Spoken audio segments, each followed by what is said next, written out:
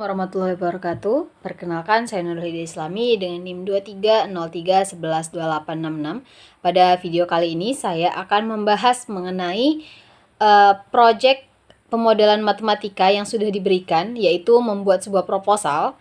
Adapun judul proposal saya mengenai analisis propagasi COVID-19 menggunakan model SIR, Studi Investigasi Pandemi. Adapun yang pertama, kita akan membahas mengenai pendahuluan ataupun latar belakang dari proposal tersebut. Yang mana pandemi COVID-19 yang berawal di Wuhan, Cina pada tahun 2020 dengan cepat mengubah tatanan global. Organisasi Kesehatan Dunia mendeklarasikan wabah ini sebagai PH pada 30 Januari 2020 dan pandemi global pada 11 Maret tahun 2020. Penyebaran masif virus menyebabkan jutaan kasus dan ratusan ribu kematian di lebih dari 180 negara. Dampaknya meluas ke kesehatan masyarakat, ekonomi global, pendidikan, dan bahkan aktivitas sosial maupun budaya. Nah, untuk karakteristik unik dari COVID-19 dan tantangan yang mengendalikan, yang pertama yaitu tingkat penularan tinggi. Nah, COVID-19 ini memiliki tingkat penularan yang sangat tinggi, terutama melalui droplet pernafasan dan kontak fisik. Periode inkubasi virus berkisar antara 2-14 hari. Yang kedua, itu penularan asimptotik, yaitu kemampuan virus untuk ditularkan oleh individu asimptotik atau presimptotik yang menjadikan kontrol penyebarannya sangat menantang dan kompleks. Yang ketiga yaitu ketiadaan pengobatan spesifik. Pada awal pandemi, tidak ada pengobatan spesifik ataupun vaksin yang membuat intervensi non-farmakologis menjadi satu-satunya strategi efektif. Nah, yang terakhir itu intervensi non-farmakologis, yang mana strategi seperti pembatasan sosial ataupun social distancing, penggunaan masker, lockdown, dan karantina menjadi krusial untuk menekan laju penularan. Nah, setelah itu ada namanya peran pemodelan matematika dalam epidemiologi, yang mana ini merupakan sebuah alat krusial untuk memahami dinamika penyebaran penyakit dan merancang strategi pengendalian yang efektif, terutama dalam situasi darurat kesehatan seperti pandemi. Adapun yang pertama, mengenai memahami transmisi, yaitu membantu memahami mekanisme transmisi penyakit dalam populasi. Yang kedua, mengestimasi beban sistem kesehatan, yang mana ini memberikan sebuah estimasi beban pada sistem kesehatan. Yang ketiga, merancang sumber daya. Yang keempat, memprediksi penyebaran. Yang kelima, mengevaluasi intervensi. Dan yang terakhir, mengoptimalkan vaksinasi, yaitu mengoptimalkan strategi vaksinasi ketika vaksin tersedia. Nah, untuk model SIR, fondasi pemahaman epidemisi, yang mana model SIR ini adalah model epidemiologi fundamental yang menjadi populasi menjadi 3 kompartemen utama, yang mana S itu adalah individu yang rentan terhadap infeksi. Untuk I itu adalah individu yang terinfeksi dan dapat menularkan penyakit. Dan untuk R itu adalah individu yang sembuh dan memiliki kekebalan. Model ini yang dipopulerkan oleh Kirkmark atau McKendrick pada tahun 1927 yang sangat efektif dalam menjelaskan dinamika epidemi meskipun strukturnya sederhana. Nah, selanjutnya parameter kunci model SIR, yaitu laju penularan dan bilangan reproduksi dasar ataupun kita sebut dengan R0. Dinamika penyebaran penyakit dalam model SIR itu diatur oleh 2 parameter utama. Yang pertama, tingkat penularan efektif dan tingkat kesembuhan. Rasio kedua parameter ini menghasilkan basic reproduction number atau kita sebut dengan R0 yang merupakan indikator kunci dari epidemi.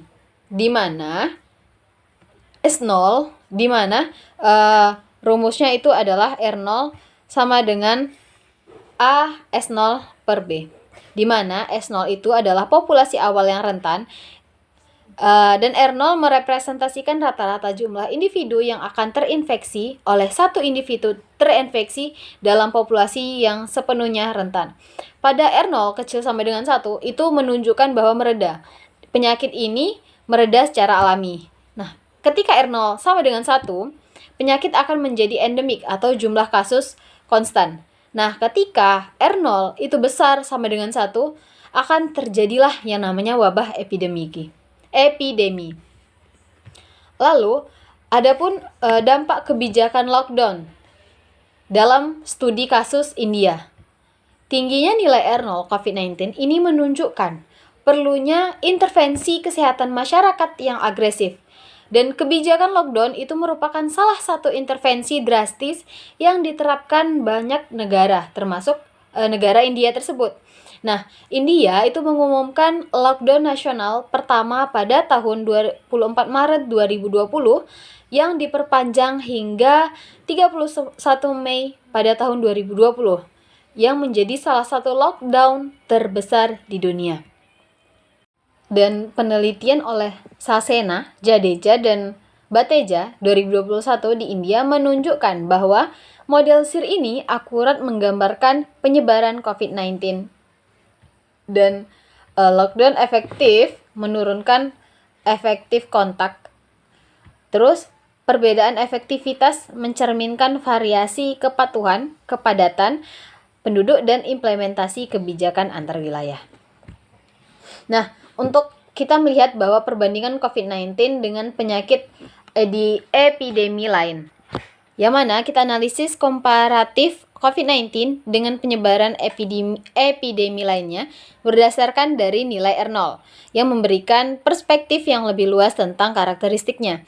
Adapun di sini terdapat 7 penyakit yang bisa dikatakan dengan perluasan penyebaran.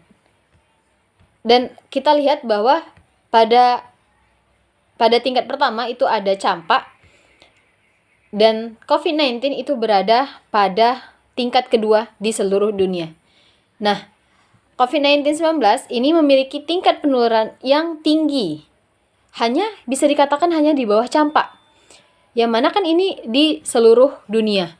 Nah, perbedaan utamanya adalah ketersediaan vaksin. Nah, campak ini memiliki vaksin yang sudah lama ada.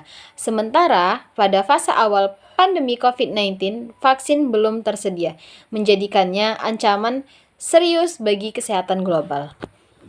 Nah, untuk metodologi penelitian ini mengadopsi pendekatan dari komprehensif, mencakup studi literatur, analisis matematis, dan pemrosesan data, dan simulasi numerik terhadap model SIR.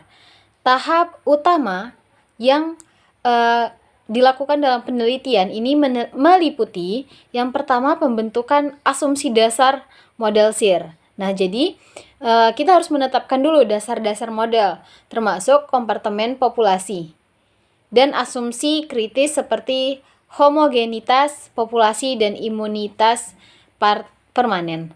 Yang kedua, penurunan model SIR. Nah, jadi kita mengembangkan sistem persamaan diferensial berdasarkan asumsi yang telah ditetapkan. Yang ketiga, penentuan titik equilibrium, yang mana mengidentifikasi titik equilibrium bebas penyakit dan akhir epidemi untuk memahami kondisi stabilitas sistem. Yang selanjutnya itu pembentukan matriks Jacobian dan penentuan nilai eigen. Selanjutnya, analisis kestabilitas titik equilibrium.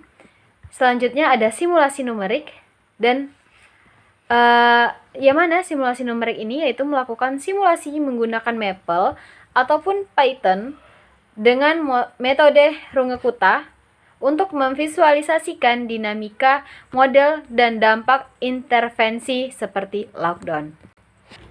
Nah, setelah itu dapat kita ambil kesimpulan bahwa penelitian ini menganalisis tentang penyebaran COVID-19 yang menggunakan model SIR yang membagi populasi menjadi S, I, dan R. Model ini digunakan untuk memahami dinamika penularan, menghitung parameter penting seperti R0, mengevaluasi efektivitas lockdown, dan menganalisis kebutuhan vaksinasi untuk mencapai herd immunity. Adapun hasil kajian menunjukkan bahwa COVID-19 memiliki tingkat penularan tinggi sehingga mampu menyebar cepat ke seluruh dunia. Terus, lockdown terbukti juga menurunkan laju kontak efektif secara signifikan di beberapa wilayah, sehingga membantu dalam pengendalian penyebaran. Terus, model SIR dapat menggambarkan data COVID-19 dengan baik, ataupun dengan akurasi tinggi, meskipun memiliki keterbatasan seperti asumsi populasi homogen dan parameter konstan. Yang keempat, untuk menghentikan penyebaran diperlukan proporsi vaksinasi yang sangat besar karena nilai R0 yang tinggi.